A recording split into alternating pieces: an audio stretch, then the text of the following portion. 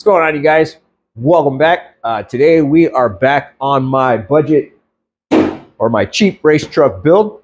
Now, for a lot of you that don't know or have just joined or subscribed to the channel, this is my 93 GMC 1500 that I have LS swapped. This is a junkyard 5.3 with a homemade or custom turbo kit and a custom water to air intercooler setup.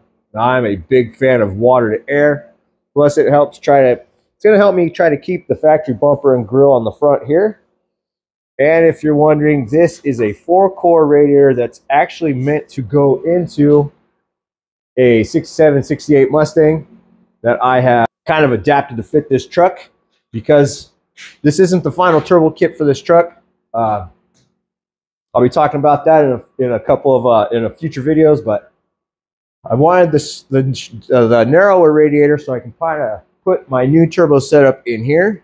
But that is later as well. We are going to fire this truck up on this turbo kit. We are going to run it. We are going to have some fun. But everything else around this turbo kit, I'm trying to build to keep how it's going to be when I finally do the next turbo kit on it. If that's making any sense to you whatsoever. So, but also, if you haven't noticed, I'm a really big fan of black and red. The truck, firewall, and everything's going to be painted this color red. A lot of the trim pieces are going to be black. The whole outside of the truck, I plan on wrapping like this because I really want it to catch people's attention. So, kind of continue to go along with that theme. I've got some neat fittings and stuff for our radiator to the engine. Now, I know I probably could have made a couple little couplers, kept this really cheap, and just go from here to here with a rubber hose. But I wanted to kind of be I wanted it to stand out a little bit. So, here's what I've got. Here's some -20 AN line. The fittings I'm going to be using are -20 AN fittings. Now, these things are really cool, really nice finish. And I've ordered a couple of straights and a couple of 45s. So I figured I got to pull this water pump off. We're going to knock this neck out of it, clean that up so I can weld a fitting to that, which I believe we come on over here to the box of all my miscellaneous fittings. There we go. So I ordered a bunch of these guys here. These are -20. We'll go ahead and clean them out. One of these guys is going to be welded right here. Now, I will order another water pump and have another one of these welded. That way I have a spare, because you're not really going to find these like that. Also going to trim these guys back because we're going to go -20 off the radiator as well. I do have the water neck or the thermostat housing already on the table. I have been testing on it. I figure if I can weld on a cheap piece of cast aluminum thermostat housing and make it look somewhat decent, then I'll go ahead. Then I can probably tackle the water pump and radiator. So, but it is cooling off right now. It is going to get some cleanup, and I am probably going to do a quick little polish on it because that little guy is dirty. I've cleaned it, I've ground it out, I've hit it with acetone, I've used a torch on it, and it's getting better and better. But this piece right here is just really, really dirty. And that's all right. I think I bought that housing for, I don't know, between $6 and $10. It was cheap. It was originally a straight piece, so got enough material on it. I can sand it down, grind it out, kind of use my little buffing wheel or whatever, polish it out, make it look somewhat decent. So, but then you can see what I'm talking about. Here's the straight. So this guy right here, let's see. Oop. So I think will look really cool. I am going to get my tool out too, and we are going to taper this off a little bit to kind of give it a little bit better flow. So anyways, I've got to get that radiator out. I'm also going to get that water pump out. I'm going to go ahead and knock this fitting. off. That way we can get it up on the table, start welding it up.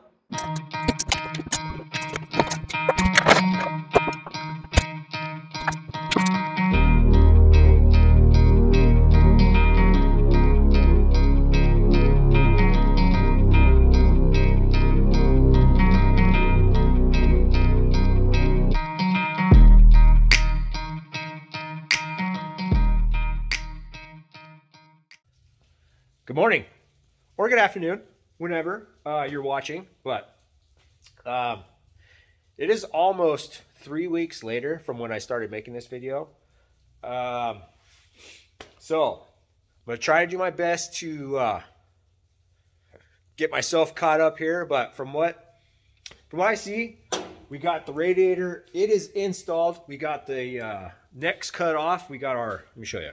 So we got our -20 fittings welded to the radiator, got it welded in down there on the neck, and pay no attention to that. This is now a mock-up fitting. I just ruined this thing, and I really don't want to talk about it. So got the other fitting down, welded in down there. I've actually got another one of these 45s coming. That way we can get our hose made from there to there. We did get the top hose made, as you can see. And I really like these red fittings on the black hose. It really makes everything kind of pop. So another thing I learned too when I was welding these things up, as you can see, here's one of my first welds. I actually ground that out and went back over it. You see how much cleaner that is.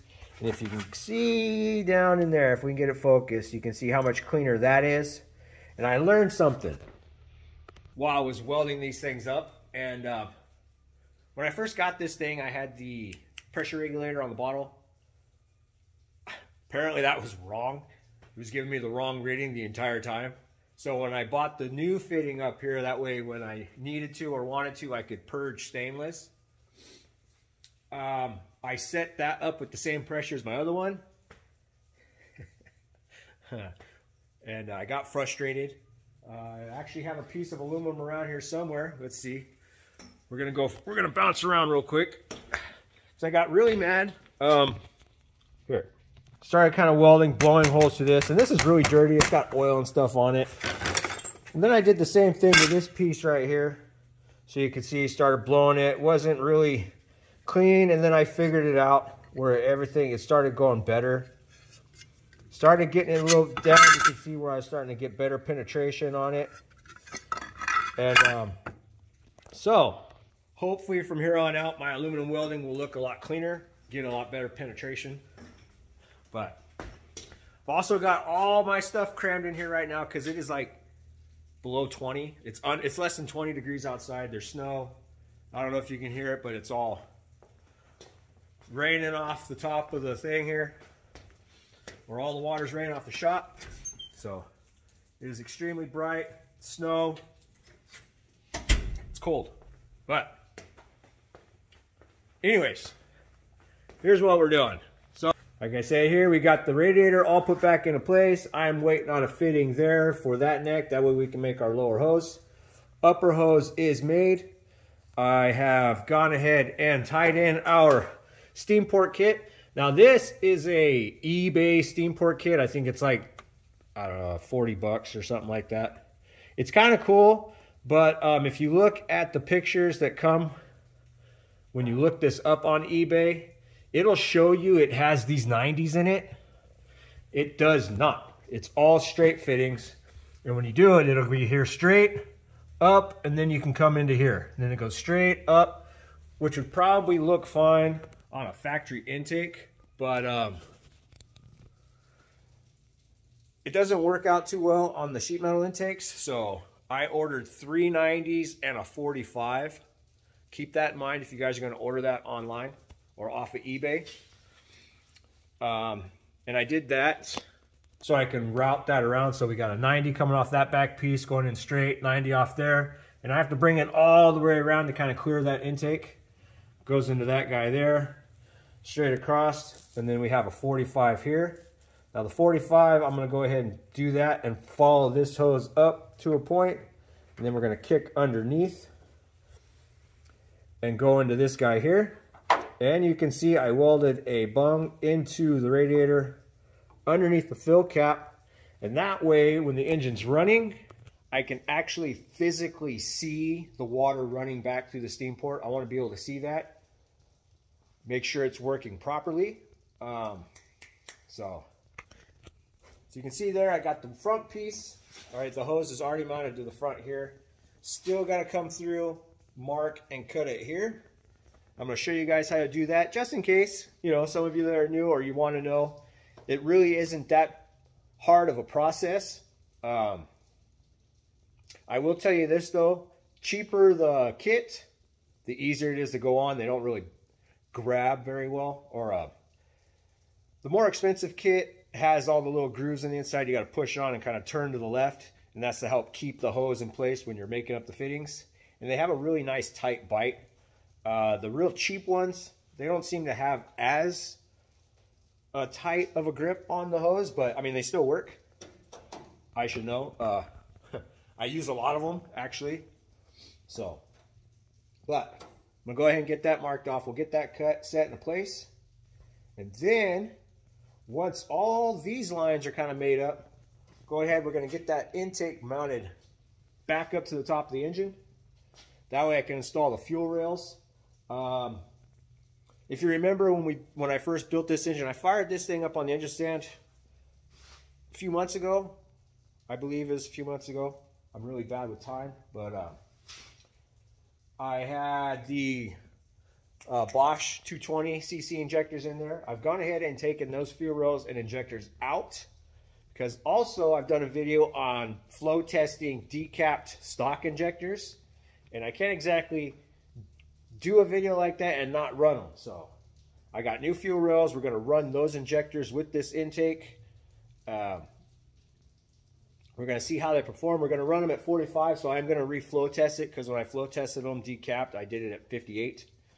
But I'm going to turn the fuel pressure down, so I will make sure that that is correct.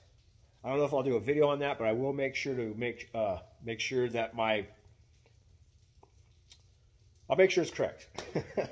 So, but go ahead, get you on a stand here, get you up in here. We'll get the hose cut, marked. We'll get it cut. Show you how to do that over there. And then we'll move on to getting that intake on. So let me get you guys in the stand real quick. All right, got you in the stand. Got our hose, as you guys saw, it's mounted up to the radiator. Here's our oil feed. Now that is already done and plumbed in back there. What I want to do is just run this line underneath the upper radiator hose. That way they can come kind of side by side. I'll have one of those little brackets right here to hold these two together, but I'm going to pretend it's there right now because I do not have them. I got to order them. Anyways, in case you've never done this before, line your fitting up about where you want it. So I'm using a 45 here. Got it pointed pretty much. Let's see, I can probably move that over a little bit. Got it pointed in the direction I want it to kind of help give me the best routing for these lines. And then these are two-piece fittings, or make your own fittings basically. But I'll show you right now. You can see this end. See how it unscrews? So what I like to do is run my line or my hose where I want it, and then I'll use this end right here. On these smaller lines, you can give yourself a little bit of play because they're a little more forgiving. These bigger ones, not so much. You want these pretty much accurate. But anyways, on these little lines, run your line up along the side of this fitting here. Hold your finger where the line's at, or grab yourself a piece of tape, put over there, and then try to split the difference between this top side and this bottom side, because you know you're going to cut in the middle of the tape. So anyways, I like to use electrical tape, because once you get it marked, I'll show you here. Line it up where I want it. That's about right there. I'll put my finger on the line of our fitting. Get the tape, get that lined up there. And then I can pull the tape and put a little stretch on it of the tape. And what that is going to do is it's going to help hold this outer coating, or this outer nylon coating, kind of tight when you cut it with the cutoff wheel. So got that nice and tight. Go ahead and cut our tape. And then I'll take this off the radiator here and I'll show you. Oops. I'll also, for you guys too, put, well, I use cheaper fittings, like I say. Let's see if I get you up here. Here we go. So, a lot of my stuff I get off of eBay. I say that all the time. I'll give you guys a link too. But because I do buy a lot of my fittings and hoses and all that stuff off eBay, they're usually made in China. And if you don't buy from the same company, like a lot of times their fittings will be like a dash 4 is a dash 4. I'm going to take this fitting off the hub, off my radiator real quick, and I'm going to show you what I'm talking about. So I'll put in a link to these wrenches that I've been using. And I know somebody out there is going to say, well, quit buying cheap stuff. No. Because if I bought expensive stuff all the time, I would never get anything done. But anyways, so here's this fitting right here. And I've got two different wrenches.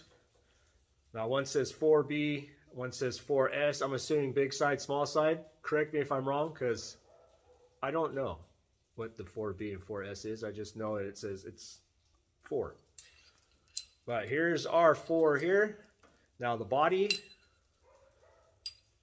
B, it doesn't fit, or big, but the 4S will fit here. And that's what I've been using in my tool over there on the vise. It'll fit and we can put these together. But the 4S up top here, you see it's too big. So 4B, it fits. All right, big, small, body, swivel, let me know. But now this is a cheaper fitting. This is a much cheaper fitting. So 4B, it doesn't fit any of these, any part of this fitting. But the 4S does, right? So you can see there, now that fits both sides of the fitting. Now you can use an aluminum, I've got an aluminum wrench, crescent, adjustable wrench over there for these fittings that I bought a while ago. And then I just broke down and actually bought these, and I bought these because it has all the different sizes. 4S, 4B, 3B, all the way up to 20. And I think I paid like 60 bucks for this whole kit. Kind of a cool kit. The only bad part is it's only got the one size 20, which is one of the reasons why I messed up that fitting on the bottom of the water pump. He said, it's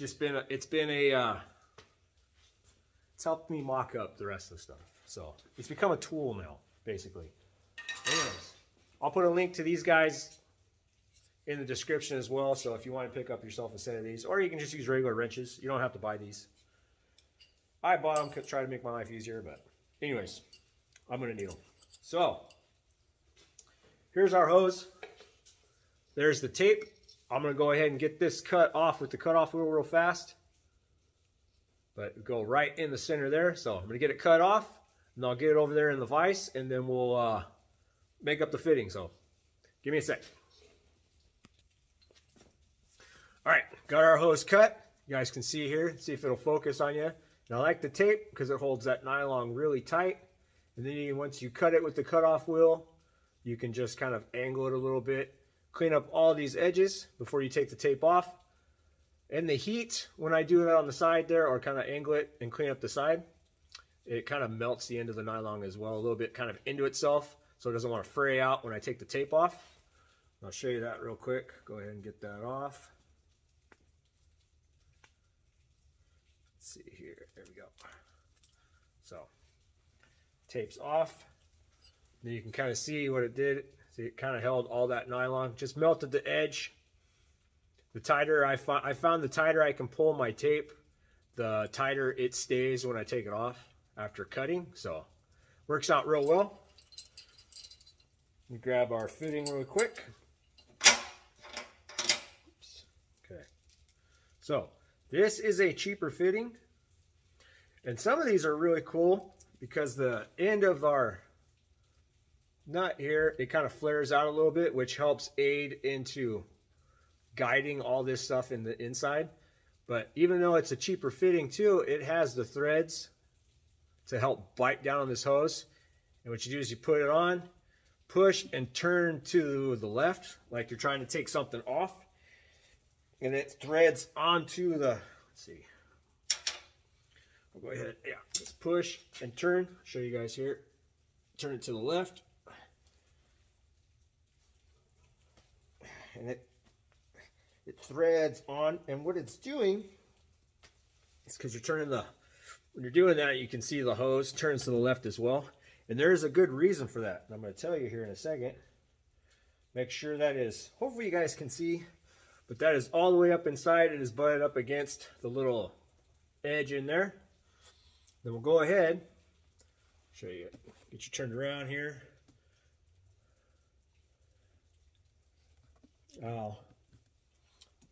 I never owned one of these. I bought these as I was starting to do all the lines on that truck. As you can see on my vise here, it's got a bunch of masking tape on it. That's how I did it before. I will tell you that these things actually work awesome when it comes to these smaller fittings, or at least this style. It's been great.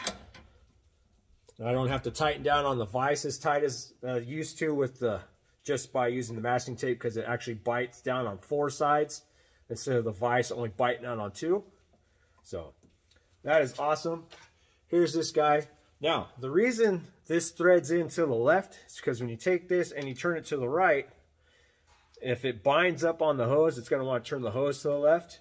And if the hose turns to the left, it's kind of going to help tighten up in this fitting here. So that is cool. It being a cheaper fitting, it still has that. Now, I have bought those where it didn't have them, and I haven't had too much of an issue per se, but it just didn't feel quite all that right when I was putting it together. Like, I'd have to really sit and hold the hose as tightening it because there was nothing in there holding it still for me. But make sure you lube up your fitting. Aluminum on aluminum, if it gets tight, will gold the threads, and then it becomes a really big pain. But I just sprayed it with a little bit of lithium grease. And then now we got this guy here. We get it started by hand. Make sure, there he goes. It's starting to run into our hose. Grab this guy here so you can see 4B. It's not really fitting that, but 4S will. So, like I said, whatever the B and the S, I figured big, small, or body side, swivel side, stuff like that. I don't know exactly what it means, so if you do, feel free to let me know in the comments. You know, give me a hard time about it too, because if it's something I probably should know, but I don't. Get this nice and snug. Another thing too, these fittings, some of the cheaper fittings, they won't line up when they're tight, which is no big deal. I kind of like them to line up, and I'll show you here when I'm done. There we go, nice and snug.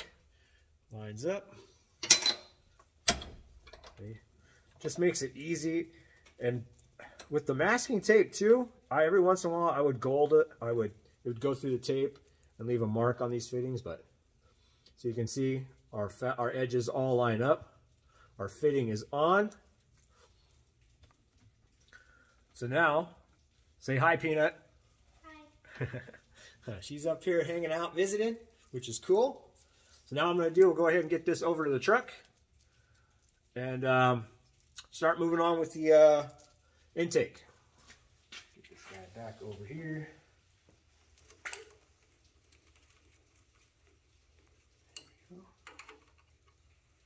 There's that different size wrench thing again. Okay.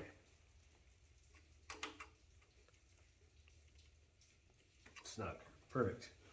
So that is how it's going to run. Now, see here. So let's have that back. Whee! Hi. All right, lines are on. You can see how they run right there. Now what I'm going to do is I need to go down to the hardware store. I need to get some hardware, different hardware for this intake manifold, because when I first mocked it up, I was using these guys here, and it's a big pain to get a 10mm wrench on these. So what I'm going to do is I'm going to take these down to the hardware store, get some Allen wrenches. That way it's easier for me to set that back up or tighten it up on the engine. And then we'll go ahead and get my fuel rails in with our decapped injectors. Kind of get that fuel line routed. So I'll be right back.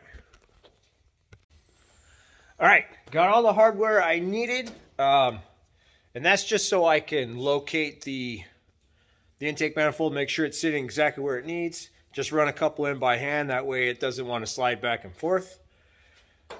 Intake is on. I've also gone ahead, remounted up our fuel rails. So these are a new set of fuel rails. I've gone ahead and installed our decapped truck injectors as well. So I will be running those. And as you can see, I've gone ahead and ran most of my fuel line. Now I will be using this stuff here because I plan on running E85 in the future. Right now, this truck will just be running on pump gas itself. First fire up, first drive, all that stuff. It's just going to be pump gas. But all of my fuel lines, everything around will be set up to run E85. And that's a future video. That's in the future. So, but yeah, like I said, right now we're just going to run pump gas.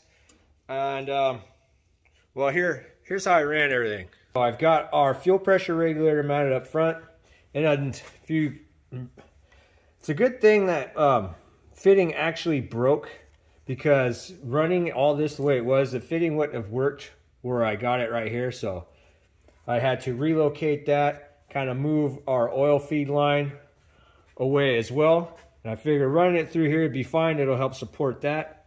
Steam port or steam vent line is just going to be zip tied to the side of our radiator hose. I'll be running a -10 feed that comes all the way, if you guys can see down in here, it'll plumb into this Y right here, splits off into 2/8, and feeds the back of both our fuel rails. And then on the front of our rails, as you can see here, I've got 180 on here. That runs to the back, up underneath the intake manifold, comes out and runs into right here. The other side as well will come all the way through the back. I needed to order a fitting for this guy right here. Once I get this fitting, then I'll go ahead and trim this up to where I need it and get all that fitted. And it's really, I got it set up quite easy. If I was to pull the intake manifold off, I just have to undo the two back there, undo the two up front, throw the hoses to the side, take 10 bolts out, intake comes off. And I know I probably could have made routing this a little bit easier on myself, or not as busy looking per se, but I wanted my fuel pressure regulator right here. I want all this, most of everything attached to the engine as I can.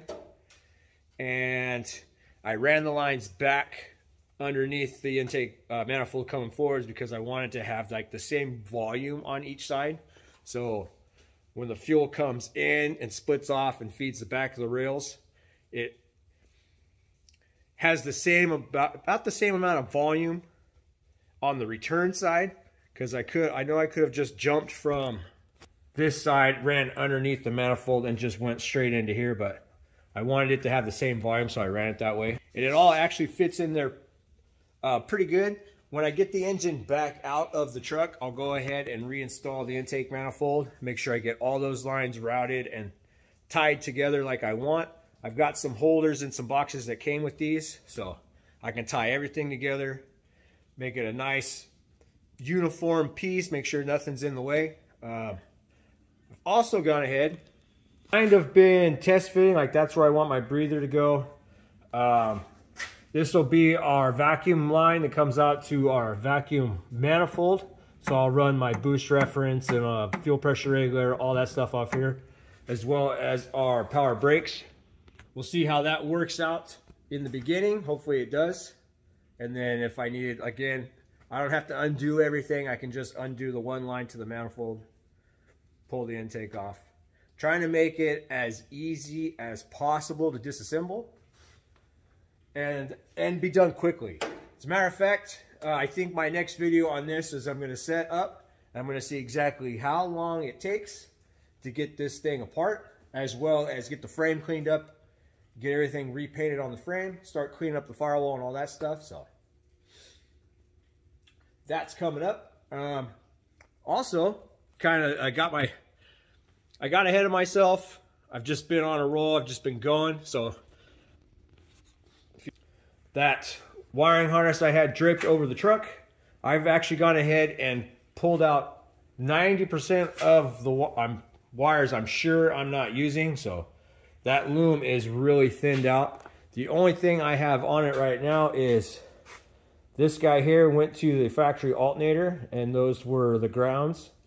I think those are just grounds to like the gauges, but I want to make sure before cutting them out. And here's the other part of the bulkhead up on the driver's side. It's got a power out and the start wire, or the power in I should say. So we're keeping that. I'm keeping that plug there for our windshield wipers. And that is pretty much it. I do have the main power in right here. So this was the original wire that came off the power side of the starter.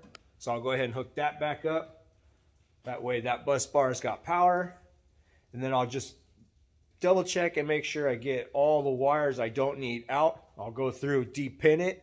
And right now I just snipped them off at the bulkhead just to get them out of the way and to make it easier for me to identify the wires I do need. So once I'm 100% sure, I'll go ahead and de-pin all of them from the connectors, clean it all up. I got new loom and stuff so I can rewrap all that, clean up the harness.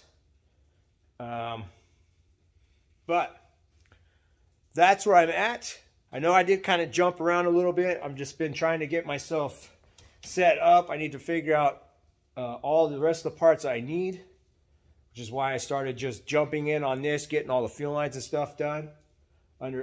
So figured out I need to order the fitting for the one line. I do have enough line, fingers crossed, to run back to the fuel tank. So like I said, we got a -10 feed and a -8 return. And I have all that over there, as well as a bunch of other fittings. I got all the hoses and fittings to do the water to air intercore to the ice box in the bed. When I get that mounted, I've got all the hoses and the fittings to run to a breather. So that's where I'm at. I know I've been kind of jumping around, but I'm trying to get this truck set up and ready. As long as everything goes well and works out the way I want, I will be making that announcement on what I'm doing with this thing here in the future. So, and that's actually coming up in the next few months. And depending on how my work schedule goes and all that stuff, everything should be okay. But just to make sure I get it, I'm going to wait before announcing it. So, but anyways, you guys, I got to end this video right here. I got to get myself cleaned up, get ready basically to start yanking this engine out so we can get cleaning up on the firewall frame and all that stuff. That way we can get everything back together. But thank you guys. If you're new and you've made it this far in the video, I'd appreciate it if you hit that subscribe button for me. Give a guy a thumbs up. It definitely helps. Or heck, yeah, even if you didn't like the video, let me know in the comments. Let me know what you didn't like, though, please. It definitely helps either way you go. I appreciate all you guys who are watching, who are subscribed, sharing, liking. Definitely is a lot of fun doing this, and I get a whole lot of motivation doing it. So, and that's what I want for you guys. So if you got a project out there, get out there, start tearing into it, right? Once you get into it and you get a rhythm going, it's fun. It's hard to stop. So, but anyways, you guys, thanks for hanging out. Thanks for watching. Hope you enjoyed the video. I'll catch you on the next one.